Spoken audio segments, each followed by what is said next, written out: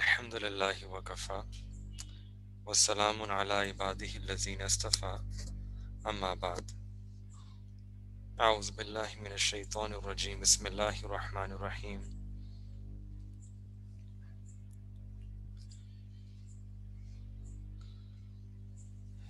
Man kana yarju liqa'a rabbih, falya'mal amalan salihan, wa la yushrik bi'ibadati rabbih ahada. Subhana rabbika rabbil izzati amma yasifun, wa salamun ala al-mursalin walhamdulillahi rabbil alameen. Allahumma salli ala Sayyidina Muhammad وعلى آل سيدنا محمد وبارك وسلم. اللهم صل على سيدنا محمد وعلى آل سيدنا محمد وبارك وسلم. اللهم صل على سيدنا محمد وعلى آل سيدنا محمد وبارك وسلم. Today, inshallah, we want to do part 2. Last session, we looked at this name of Allah subhanahu wa ta'ala, Al-Mumeet, the one who gives death.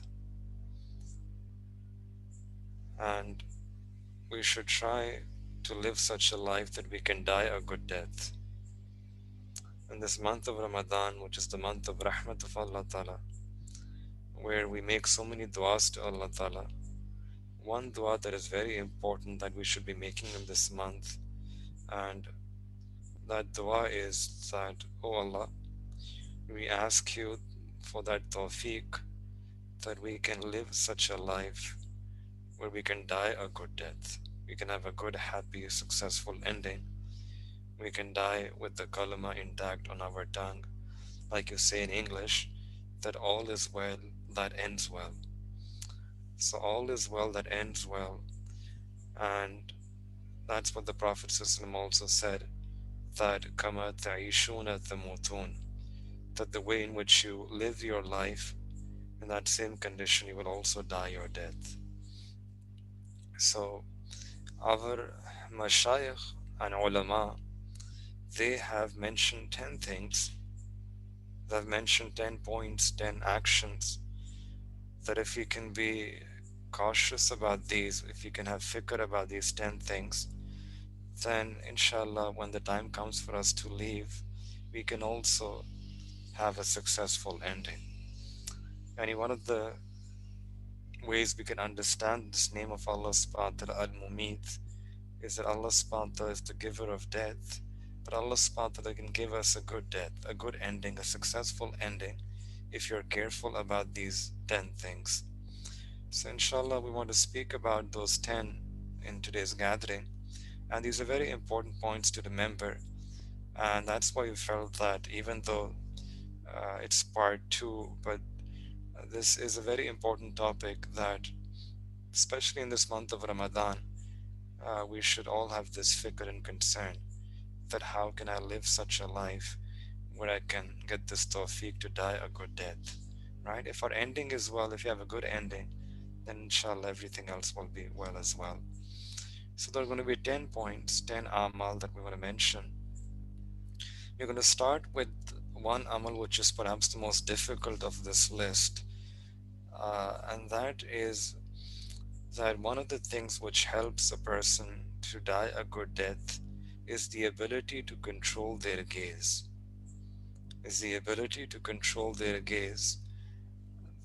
That person is not able to control their gaze. This is something which is detrimental for our iman. And one of the harms of this sin is that a person can lose the kalima in the last moment of their life. It's not something which is small. This is a very big amal and a big sin, that when a person, they look at someone with that gaze of love or desire which is reserved only for Allah subhanahu wa ta'ala, then that person can be deprived of this muhabbat of Allah in return. The reason why this is so is because this pertains to the ghayrat of Allah. This word, this ghayra, which means protective jealousy. And Allah subhanahu wa ta'ala is that being was ghayra. The way you can understand this word ghayra is, think about a husband-wife relationship. If a husband is not that well off and he has a very simple, humble living, and his wife, she lives with him, and she also has to live that life of hardship and difficulty. They don't have anything, they don't have much to eat, they don't have any fancy clothing, and whatever they have, very simple, they're just leading and living their life. And the wife, she would be happy and she's fine with that living. But if her husband one day he looks at someone else, some other woman, with that gaze of longing and love, then this wife, she will never be able to tolerate that. Right? Her ghairat, right? Her jealousy, her ghaira would be activated, and she would say that I can withstand all of this simple living, this fakr, this famine, this less food, and all of that is fine, but this is something which I cannot tolerate. So in the same way, Allah subhanahu wa ta'ala, how can Allah subhanahu wa ta'ala tolerate that a person puts that gaze on someone else and they fill their heart with ghairullah, with someone other than Allah subhanahu wa ta'ala? So this muhabbat is a relationship which is a very sensitive, a very delicate relationship, because in muhabbat there is this element of ghaira, and Allah subhanahu wa ta'ala has the most ghairat. Allah subhanahu wa ta'ala has the most ghaira, and that's why Allah subhanahu wa ta'ala does not tolerate this sin of shirk. Hasan, Hazrat Hassan Basri Rahmatullah alayh, he once said that I learned Tawheed from my neighbor, and someone asked him that how come. He said that it was a hot summer night and I was sleeping on my roof, and I could hear that in the house, the neighboring house, there was uh, some dispute that occurred between husband and wife, and I could hear their sound, their voices. So I heard that the wife, she was saying to her husband that, there is hunger in our house, there is thirst, there is difficulty, but I'm willing to withstand all of that for your sake. But I cannot tolerate the fact that you look at someone else with that gaze of love. This is something which I cannot tolerate.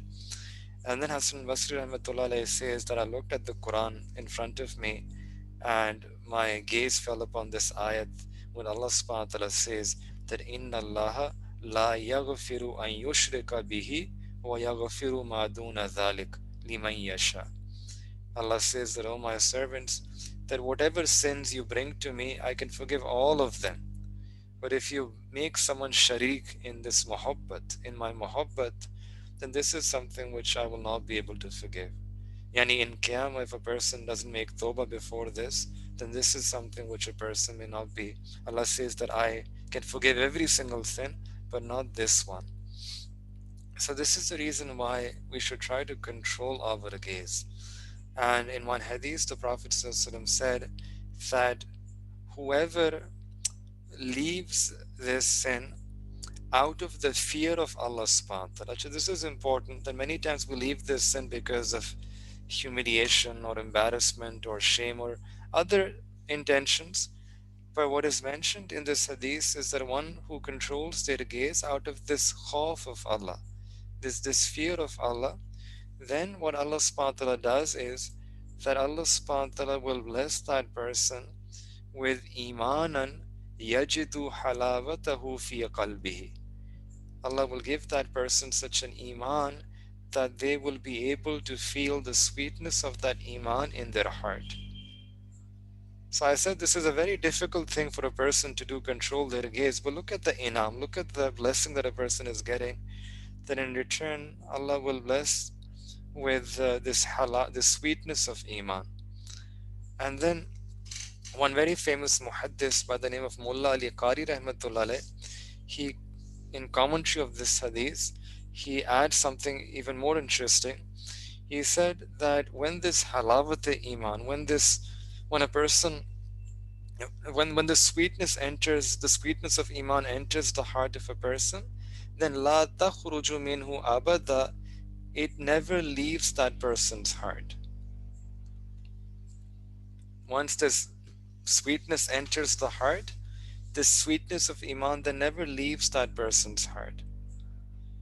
So when Allah subhanahu wa ta'ala is saying that I create this sweetness of iman in their heart, The meaning is that now this person, when he dies, when she dies, their iman will be protected. They will be able to die in a state of iman, and they will have a good, successful ending. So this is a very, like I said, it's a difficult, but it's a beautiful strategy that if we can control our gaze, and this is something, we are almost every day, uh, we have this prescription, we can use this prescription, it's being distributed for free, right, in the bazaar, in the grocery stores, in our university, in our workplace, right? We just have to control our gaze, and whoever can control their gaze, they will get this halawat iman, plus they will have this beautiful ending. And the Prophet system is guaranteeing both of these things, right? You'll have what you call halawat comes from halwa, right? Halwa imani, right? Control this gaze, and you'll be able to get the sweetness of this halwa, this halawat iman. So one of the things we can try, inshallah, in this month is to control our gaze. And inshallah, in return, Allah subhanahu wa ta'ala can give us this halawat, the sweetness of iman.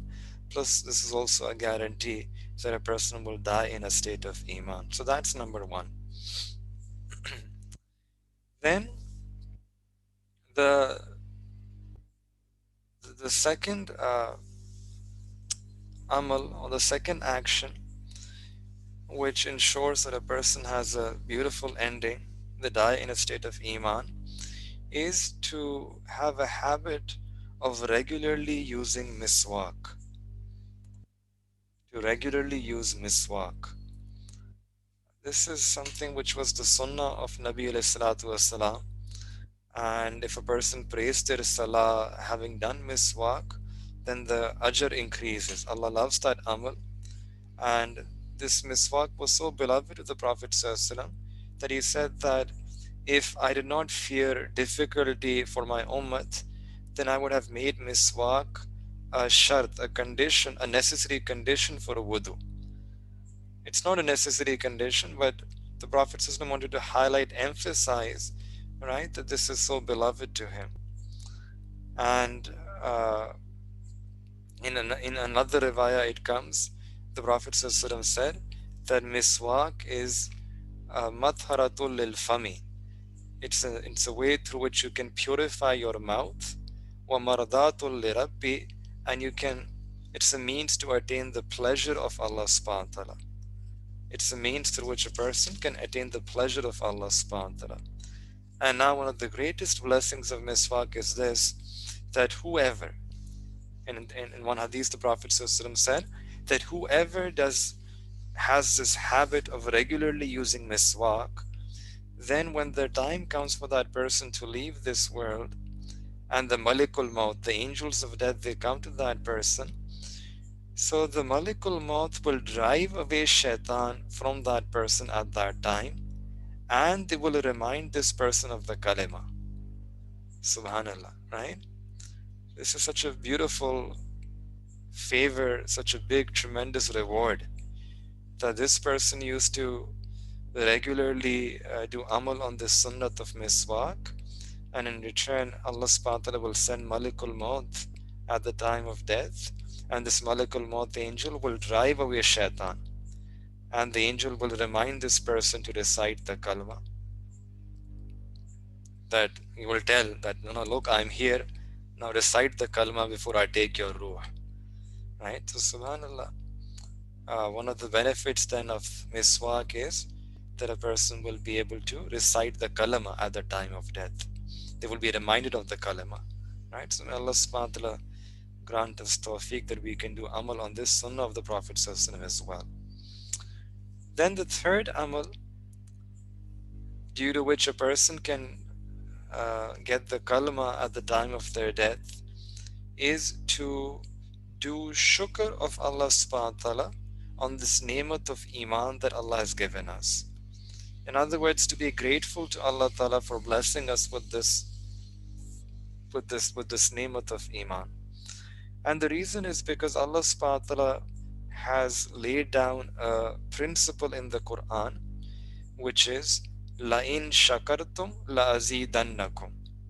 That if you are grateful to my blessings, if you're grateful for my blessings, if you show gratitude, then la azidannakum, then zarur ba zarur, right? We will definitely, surely increase you in those blessings. We'll give you even more of that blessing. So Allah subhanahu wa ta'ala has given all of us this ni'mat of iman, right? And if we do shukr of Allah subhanahu wa ta'ala, then oh Allah, truly, Allah, we admit that this is one of the biggest ni'mat that you have given me. Allah, you're so merciful, you're so kind, you're so Rahim and Kareem, that even I didn't even we weren't even worthy of this. And Allah, you just raised up in a household where our parents were blessed with this iman, and we got this for free, right? We got this ni'mat of iman in our in the lap of our mother, right? Allah subhanahu wa ta'ala gave it. We didn't have to do any mushaqqat. We didn't have to make any sacrifices for this iman. If you look at the early Muslims, the Sahaba Ikram, they made so many sacrifices to get this ni'mat of iman. Sayyidina Bilal radiallahu ta'ala anhu, he would be dragged on the desert, the desert sand of Arabia, and the unbelievers would put boulders, heavy boulders on his chest so that he couldn't even move. And even at that time, Sayyidina Bilal radiallahu ta'ala anhu, he would have this ahad, ahad, ahad on his tongue. Hazrat Sumayya radiallahu ta'ala anha, when she brought Iman, she was tortured by the people.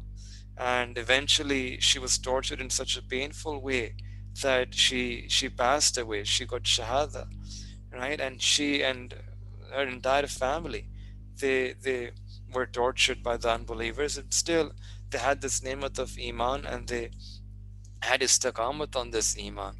So if you want to sort of look at the stories of the early Muslims, they paid a very heavy price to get this ni'mat of Iman. And compared to them, me and you know, this is the fazl of Allah, the rahmat of Allah, the big mercy of Allah, that we don't have to make any sacrifices, and Allah subhanahu wa ta'ala just gave this iman, right? We opened our eyes, and our mother, she would be reciting the Quran. We grew up, we became a bit older, and then our father, he picked up our finger and took us to the masjid, and we heard the azan, we started praying inside the masjid. We got this ni'mat for free, right? So Allah has given us this big ni'mat. We should show gratitude to Allah subhanahu wa ta'ala, that Allah, surely if we were to put our sajda, if we were to put our forehead in sajda and praise you for this one ni'mat that you have given us, Allah, we can spend the entire life in sajda. We will not be able to thank you enough for this ni'mat of iman that you have given. That is how we should express, right, our shukr to Allah subhanahu wa ta'ala, that oh Allah, truly, Allah, I'm so razi with you, I'm so pleased with you, I'm so happy, Allah, that you have given me this ni'mat. One of the du'as the Prophet ﷺ has actually taught us, which is a very beautiful dua that we can use to express our gratitude and make shukr to Allah subhanahu wa ta'ala. And it's a dua that you can make morning and evening. Raditu billahi rabba, that I'm razi with Allah subhanahu wa ta'ala as my Rabb. Wa bil islami deena, and I'm razi with Islam as my deen. Wa bi Muhammadin sallallahu alaihi wasallam nabiyya, and I'm razi, I'm pleased with the Prophet Muhammad sallallahu alaihi wasallam as my Nabi. And I'm razi, we express our raza, we express our happiness, our joy that Allah, I'm so razi that you are my Rabb. I'm so razi, Allah, that you have given me this ni'mat of Iman. Once there was a pious old man, and he was blessed with a lot of ni'mate from Allah subhanahu wa ta'ala, many ni'mate. And he became a bit fearful that lest maybe I'm getting all the reward in this world, in this dunya, right? That whatever neek amal that I'm doing, perhaps I'm getting everything here in this dunya, and in akhirah there'll be nothing left for me. So he became worried about himself. So he says that I reached a particular condition when I would say that Allah, I don't even want these ni'mate. Allah, you're giving me so much, so much, so much. I'm getting scared about myself. He started crying. And then one day he had this ajib kafiyat in his heart. He said that, oh Allah, I'm making dua to you that Allah, I already have so many ni'matin. And Allah, I don't want all of these, but you're giving me even more and even more and even more. And then Allah subhanahu wa ta'ala sent an ilham on the heart of that person that, oh my beloved friend, there is a principle, there is a rule, a law that we have, and that law is as follows, that any servant, whoever does shukr of my blessings, then I will increase the ni'mat of that person. So for as long as you will continue to do shukr of the ni'matin that you have, I will keep giving you more and more. These ni'matin can never end. These ni'mat will only increase for as long as you're going to do shukr of these ni'matin. So Allah subhanahu wa ta'ala has given us this ni'mat of iman, and we should do shukr to Allah subhanahu wa ta'ala for this ni'mat. Then the fourth amal through which a person can get this ni'mat of iman intact at the time of death is that we should have a habit of spending sadaqah in the path of Allah subhanahu wa ta'ala. Yani infaq fi sabilillah, that you spend in the path of Allah subhanahu wa ta'ala. And right in Surah Baqarah, right at the very start, when Allah subhanahu wa ta'ala is defining, mentioning the qualities of the muttaqeen, one of the qualities that Allah subhanahu wa ta'ala mentions about the muttaqeen is that yunfiqun, right? They spend of that which is given to them by Allah subhanahu wa ta'ala, spending. And this is the month of Ramadan. So Amma Aisha Siddiqa radiallahu ta'ala anha, she mentions that when the month of Ramadan would start, I would notice three clear changes in the life of the Prophet sallallahu alaihi wasallam. The first change was that the Prophet sallallahu alaihi wasallam would do even more ibadah in this month, would make a lot of mushakkat, a lot of difficulty and hardship, but he would increase his ibadah in this month, much more than the previous month. And second change I would notice, she says, is that the Prophet ﷺ would make dua to Allah subhanahu wa ta'ala much more in this month and with a lot of ajizi, with a lot of humility. And the third change she mentions is that the Prophet ﷺ would spend in the path of Allah subhanahu wa ta'ala with both his hands, right? Like a passing wind which blows. In the same way, the Prophet ﷺ would also be spending left, right, and center, giving sadaqah in the path of Allah subhanahu wa ta'ala in this month of Ramadan. So we should also try to have these three things in this month, try to increase them in this month of Ramadan. So sadaqah, right? So in this hadith mubarakah, the Prophet ﷺ said about sadaqah that inna sadaqata la tudfiyu ghazaba rabbi wa tadfa'u an maytati su'i. That indeed sadaqah is a means through which a person can remove the anger, extinguish the anger of Allah subhanahu wa ta'ala. And if Allah subhanahu wa ta'ala is upset with someone, by giving sadaqah, one can make Allah subhanahu wa ta'ala Razi. Right? Allah subhanahu wa ta'ala will become pleased with that individual. And secondly, وَتَدْفَعُ عَنْ مَيْتَةِ السُّوءِ, that by giving sadaqah, one can also remove a bad death. And a person can protect themselves from a bad ending by giving sadaqah. So sadaqah, I think all of us, we know, it prevents calamities in a person's life. So perhaps the greatest calamity would be to die a bad death. So this calamity is also removed when a person has a habit of spending in the path of Allah subhanahu wa ta'ala. So we should spend, right, according to our own istita'at. It's, if people don't, whatever is within our ability, we should have a habit of spending. And it doesn't really matter how much you spend, whether it's 10,000 or 1,000 or 100 or 500, it doesn't really matter. It's not the thing which counts. Allah subhanahu wa ta'ala looks at the niyat, the intention with which you're spending, the intention with which a person spends in the path of Allah subhanahu wa ta'ala. Many times a person doesn't have much to spend, but whatever they have, if they spend some portion of that in the path of Allah, then that spending becomes so beloved to Allah subhanahu wa ta'ala that Allah ta'ala makes that a means through which that person attains salvation from akhirah, salvation from Jahannam.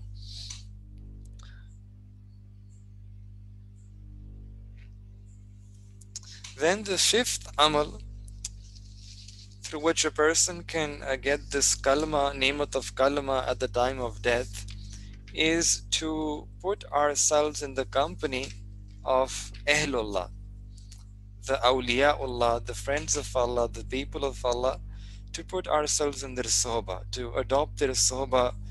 And this is what Allah subhanahu wa ta'ala mentions in the Quran as well, that Ya ayyuhalladhina amanu, that all those people who have iman, ittaqullah, adopt taqwa, wa kunu ma'as sadiqin. And the easy way to get taqwa is to put yourself in the company of the sadiqin. The sadiqin, those who are truer than us in their relationship with Allah and in their relationship with the Prophet sallallahu.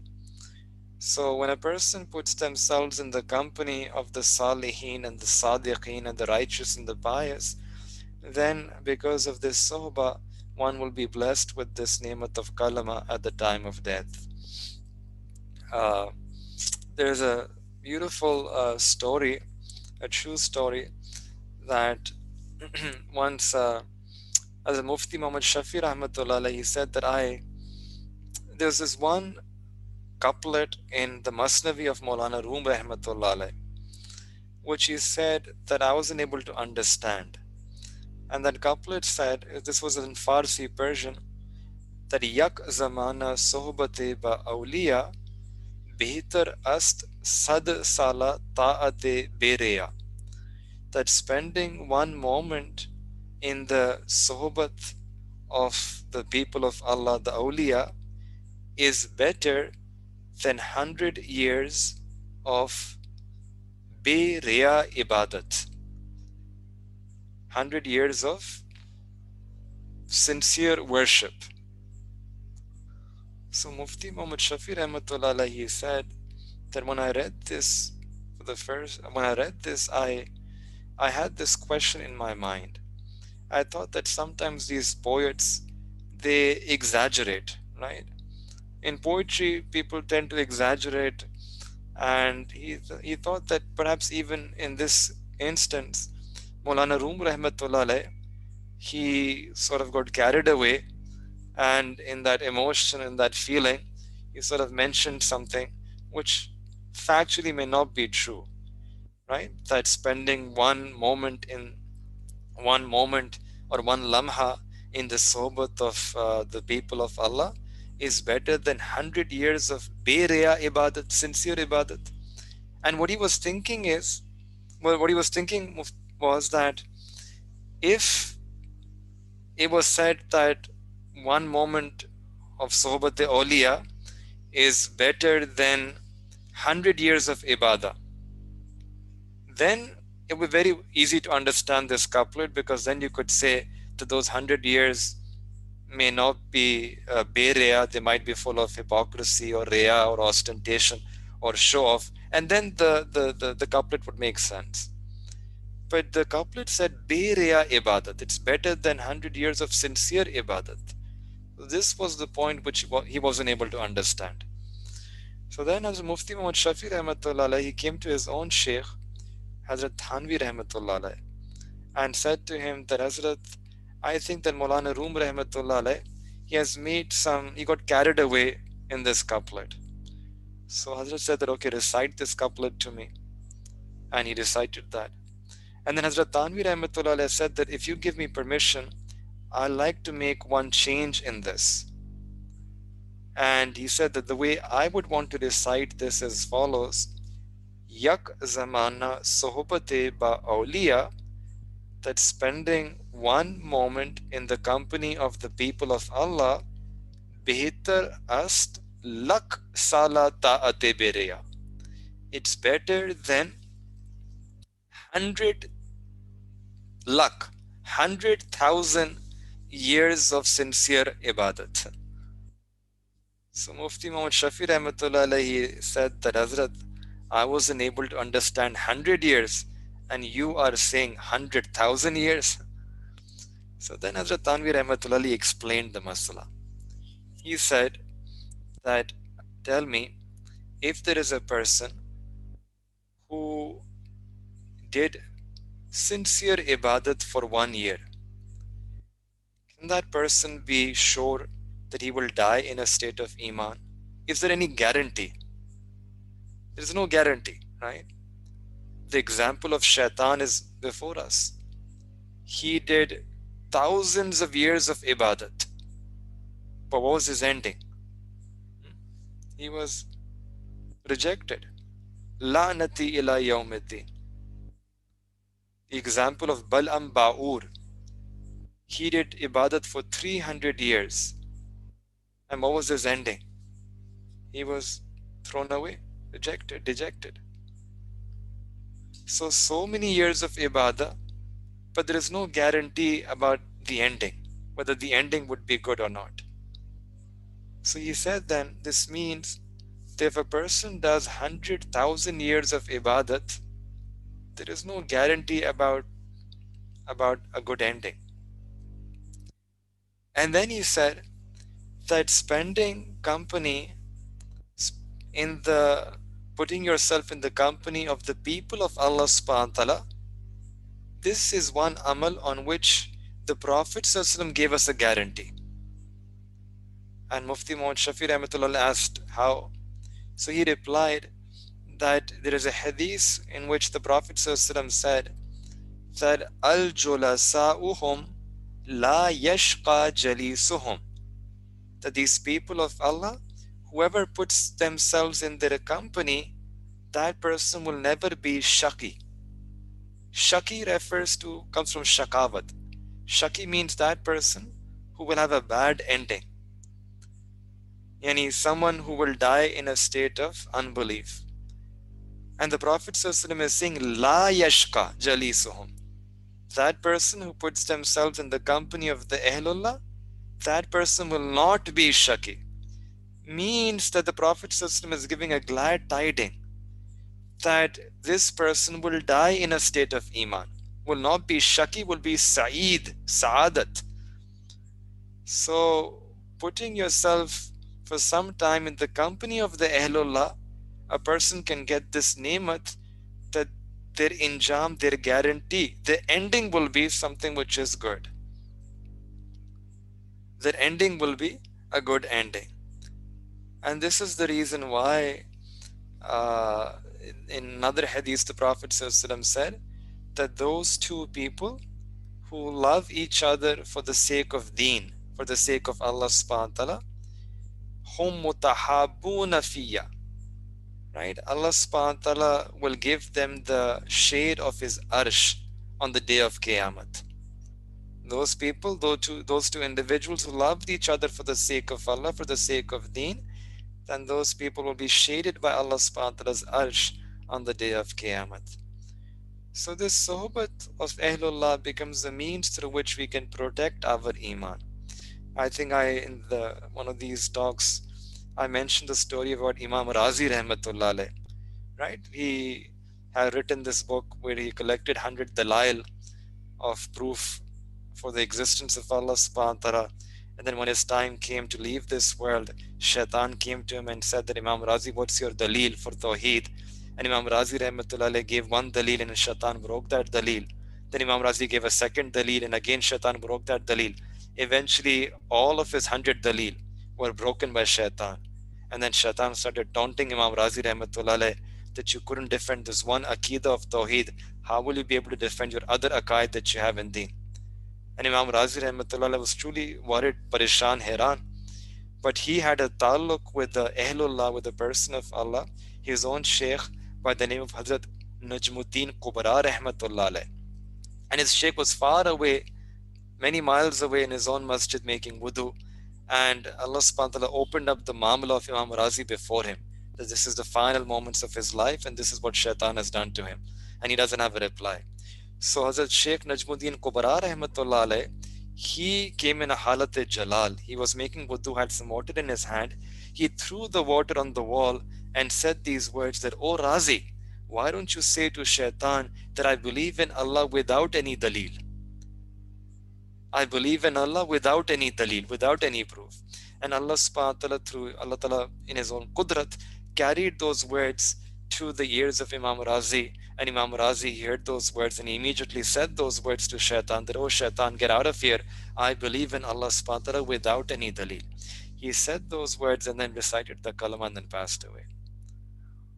So having this taluk with the Ahlullah, it becomes a means to protect our iman in that stage when a person is leaving this world.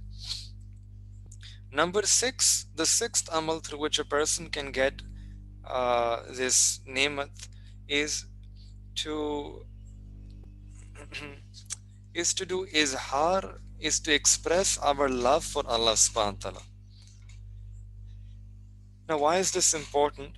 Because that person who tries to draw close to Allah subhanahu wa ta'ala in this world, tries to increase in their muhabbat for Allah, tries to strike a friendship with Allah, then on the day of Qiyamah, Allah will never make that person stand in the row of his enemies. And how is this possible? That a person, he spent his entire life trying to seek out the muhabbat of Allah, trying to do amal, trying to live such a life, and then in the Qiyamah, Allah will make that person stand in the row of his enemies? That's not possible. Means that this person will be in the row, in the column of those who are the friends of Allah subhanahu wa ta'ala, because he spent his entire life trying to get this muhabbat of Allah. Hazrat Maulana Rashid Ahmad Gangohi Rahmatullah alayh, in one of his books, has mentioned, Abjeeb, very beautiful, that if there is a person who in his entire life, if he said the name of Allah subhanahu wa ta'ala once with muhabbat, and in the whole life, if there is a person who who said this name of Allah subhanahu wa ta'ala, Allah, and he said this name once with muhabbat, then this name one day will be a source of emancipating that individual from Jahannam, from the fire of Jahannam. In the entire life, if a person said this name with muhabbat, they said this word Allah with muhabbat, he says that this word of Allah subhanahu wa ta'ala is so blessed, so beautiful, that kabhi na kabhi, right? Kabhi na kabhi, this name will be able to save that person from the fire of Jahannam. So we should also try to express our muhabbat for Allah, praying salah, keeping fast, doing tilawat, doing good deeds, right? Trying to do as much as we can. And inshallah, if we stay away from sins and lead a life of obedience, then in Akhirah, and when the time comes for us to leave this world, Allah subhanahu wa ta'ala's rahmat will be upon us. Allah subhanahu wa ta'ala will grant us this kalima. Then number 7 is to leave sin out of the fear of Allah subhanahu wa ta'ala. Which is, one thing is that a person leaves sin because of embarrassment, because people will find out, because of punishment. Right? No. When a person leaves sin, only the niyat, their intention is that they're doing it out of the fear of Allah subhanahu wa ta'ala. So about this, there is a hadith that if there is a young man and a woman invites him to sin, to an illicit relation, and the hadith, the words are that the woman, she is Zata Mansabin wal Jamali, a woman of nobility, high ranking, and plus also extremely pretty and beautiful. So she's inviting this young man to commit this sin, and in reply, this young man says, Inni akhafullah, that I fear Allah. So because of this amal, Allah subhanahu wa ta'ala will give that individual the shade of his arsh on the day of Qiyamah. And in the same way, if a man invites a woman to this sin, and she says that Inni akhafullah, that I fear Allah subhanahu wa ta'ala, so she will also be given the shade of the arsh of Allah subhanahu wa ta'ala on that day. So to leave sin because of the fear of Allah subhanahu wa ta'ala is again a very big amal. And Allah subhanahu wa ta'ala in Quran has promised Jannat because of this amal. These are the words of Allah subhanahu wa ta'ala. Allah says in Quran, وَأَمَّا مَنْ خَافَ مَقَامَ رَبِّهِ, that whoever feared the maqam of his Lord, feared the rank, the stature, the position of his Lord, standing before his Lord, وَنَهَى النَّفْسَ عَنِ الْهَوَى, and they subdued their desires. They went against their nafs. They went against the unlawful, impermissible desires of their nafs. Then what is the result? What is the outcome? فَإِنَّ الْجَنَّةَ هِيَ الْمَأْوَى. Then that person will be given an abode in Jannah, will be made to enter into Jannah and will live in Jannah forever. So whoever leaves a sin out of the fear of Allah subhanahu wa ta'ala, then Allah subhanahu wa ta'ala will make it easy for that person to die in a state of Iman. Then number 8, the eighth way through which a person can easily get this nemat of dying in a state of Iman is that when you listen to Adhan, after listening to Adhan, to recite the Masnoon Dua. So there is a particular sunnat way that a person, they give a reply to that Adhan. So whatever the Muazzin is saying, you also repeat that. And then when the Adhan is completed, then there is a Masnoon Dua that we should make. And the Prophet ﷺ said that whoever makes this dua, this is in Sahih Bukhari Sharif, that whoever recites this Masnoon Dua after listening to Adhan, then Hallat lahu shafa'ati yawm al-qiyamah. Then my shafa'at, my intercession, becomes halal for that person on the day of Qiyamah. Yani this dua that we recite after listening to Adhan, in return for this, on the day of Qiyamah, the Prophet ﷺ will do our shafa'at. He's saying, I will do your shafa'at. I will intercede on your behalf on that day. Hazrat Maulana Rahmatullah Rahmatullah, in many of his bayanat, he would say this, that when there is a person who would be engaged, busy with their task, busy with their work, and it's time for azan, and that person stops his work, he listens to the azan, and then gives reply to the azan, and then after azan recites the Masnoon Dua. He used to say that in my experience, I've seen that because of this amal, Allah subhanahu wa ta'ala will give that person the tawfiq to recite the kalma at the time of his death. So this is a very big nemat. Zubaydah Khatun, some of you may have heard about her name before. She was a very pious woman, and she built this stream, this river Zubaydah, which was very beneficial for the people at that time. When she passed away, someone saw her in a dream and asked her that, Zubaydah, what happened? And she said that Allah subhanahu wa ta'ala's fazl and rahmat was upon me and Allah forgave me. So someone said that, you had to be forgiven because you did such amazing tasks and righteous tasks, and you led a life of piety. You provided so much benefit and nafa to people. So because of this amal, Allah subhanahu wa ta'ala would have forgiven you. So she replied that, no. I wasn't forgiven because of this amal. I was forgiven because of one amal which I didn't even remember. He asked such, which amal was it? She said that once I was hungry and I was eating food, and I broke this morsel, this nivala, roti, and I was about to put the roti in my mouth. And right at that time I heard the azan, Allahu Akbar. And she says that I felt that the dupatta, my head covering, was not properly covering my head. Right? Sometimes sort of it drips by and slips by.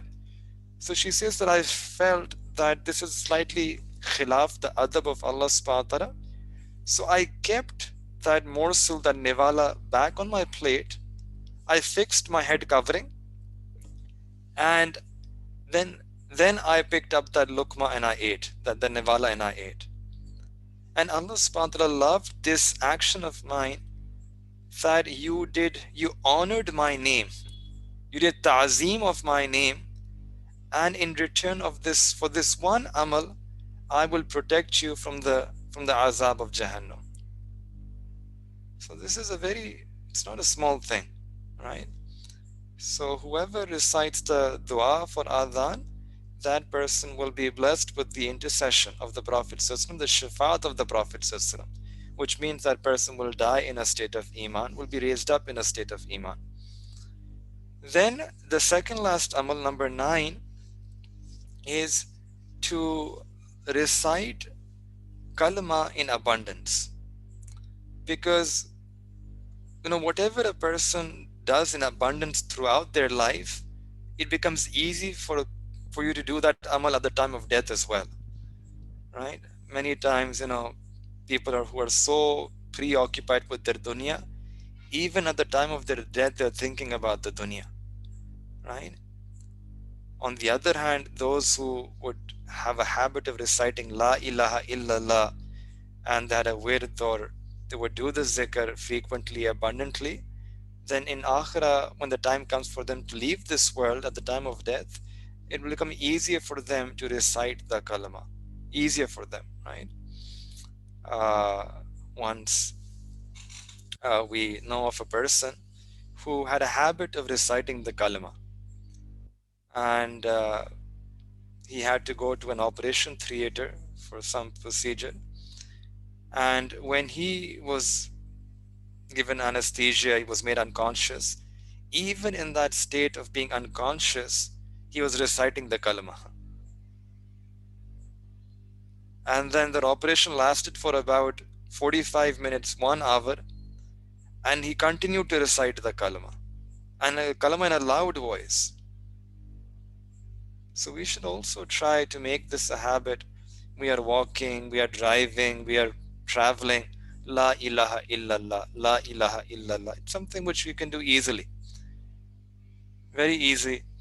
But Allah subhanahu wa ta'ala will give tawfiq that inshallah if we make this our habit, then at the time of death the person will be blessed with this ni'mat. This is also the Prophet he did talqeen, that those who are close to death, you should recite the kalima for them, right? Say La ilaha illallah so that they can remember and they can also begin to recite this kalima. Hazrat Abu Zur'a radiallahu ta'ala an was a very big muhaddis in our ummat. In the books it's mentioned that when his time came to leave this world, so he had many students, and the students, they came and they were trying to do talqeen to their teacher. Talqeen means that they were reciting the kalama before their teacher. They wanted to do talqeen, but they were thinking of a strategy that how can we do talqeen? And they felt that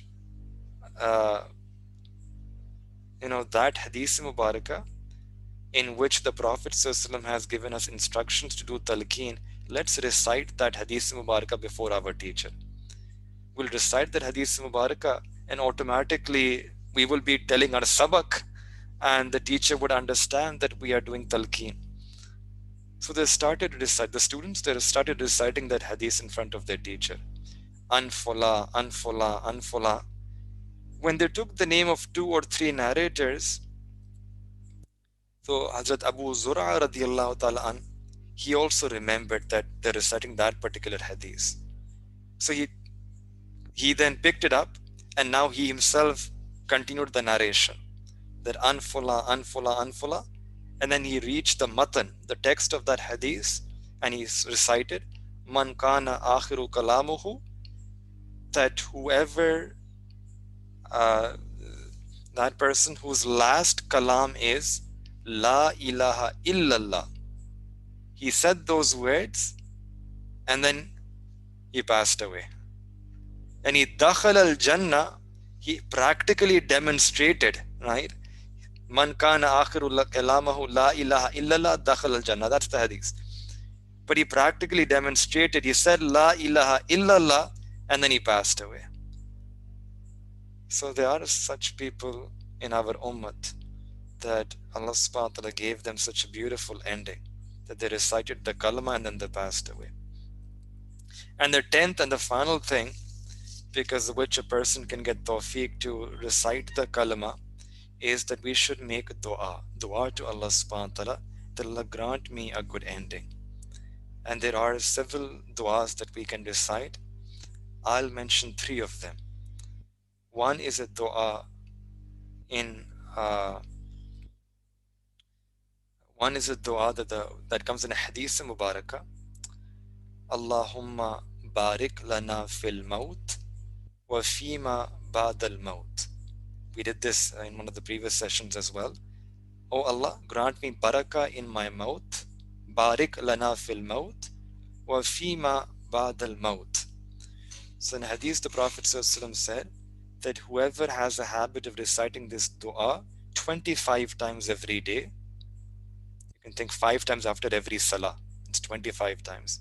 25 times every day, that person will be given the rank of a shaheed, even if that person dies on their bed. ये कोई छोटी चीज नहीं है. This is tremendous. This is immense. This is incredible, right? That just this dua, anyone who recites this, has a habit of reciting this 25 times, Allah will bless that person with this rutbah of a shaheed. And there's a very personal story about this hadith that I want to share with you. I think I haven't shared before. I haven't shared this with anyone before. I heard this hadith from one of my teachers, a sheikh who passed away in Pakistan. And in that talk, he was mentioning, he mentioned two things, two nasihat, right? Two like parting advice. And one of his wasiyat was this, that addressing the audience and saying that I'm leaving behind this one nasihat to you, that make this a habit. Recite this dua 25 times every day. Allahumma barik lana fil maut wa fima ba'd al maut. And have a habit of saying this 5 times after every salah so that you can complete the 25 figure. Inshallah, Allah subhanahu wa ta'ala will give you a very sweet ending, a beautiful ending, a smiling ending. And in the last year, he passed away, Rahmatullah, and I had a chance to look when the kafan was given and the ghusl was given. Then someone took a photo. Jo aakhri deedar hota hai na? So someone took a photo, and subhanallah, there was a big smile from ear to ear on his face. Big smile, right, from ear to ear. And I still have that picture sort of imprinted in my mind, right? That this is how this hadith became true, right? Allahumma barik lana fil maut wa fima ba'd al maut. That he passed away in a state where he had a smile on his face. And there's a hadith which comes that the smile comes because there are some people who leave this world in such a state that they are smiling at Allah subhanahu wa ta'ala and Allah subhanahu wa ta'ala is smiling at them. So ever since that, the passing away of our teacher, this hadith and this dua has been very special to me. That because I practically, learned this hadith from him, and then I actually practically saw, right, subhanallah, the way he passed away with a smile on his face. So if we can also make this our habit, then inshallah we can hope that Allah subhanahu wa ta'ala can also bless us with a sweet and a smiling ending.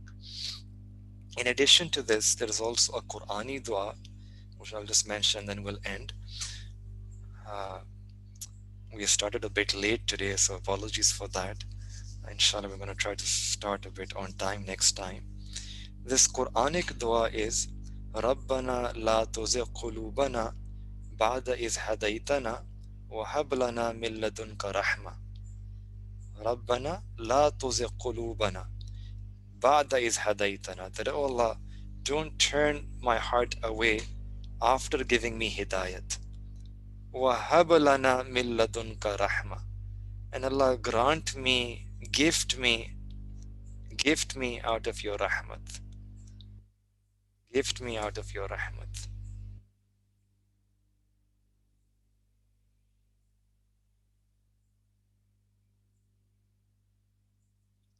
So we also make this dua to Allah subhanahu wa ta'ala, that may Allah subhanahu wa ta'ala enable all of us to live a life of Iman, a life of Islam, a life of Ihsan.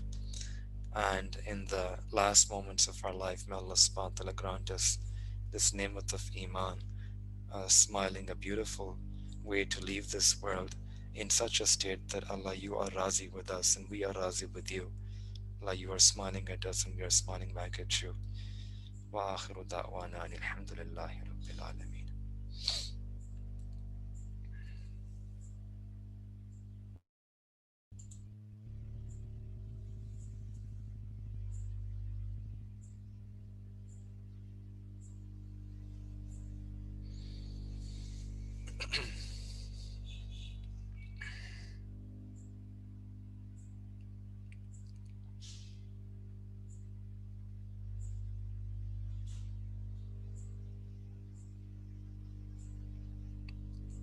سبحان ربي الوهاب. اللهم صل على سيدنا محمد وعلى آل سيدنا محمد وبارك وسلم.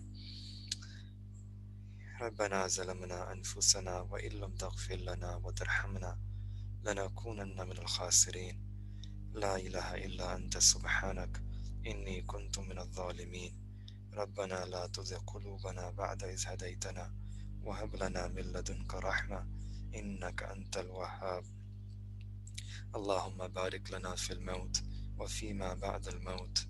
اللهم بارك لنا في الموت وفيما بعد الموت. اللهم بارك لنا في الموت وفيما بعد الموت. اللهم آت نفسي تقواها وزكها أنت خير من زكاها أنت وليها ومولاها.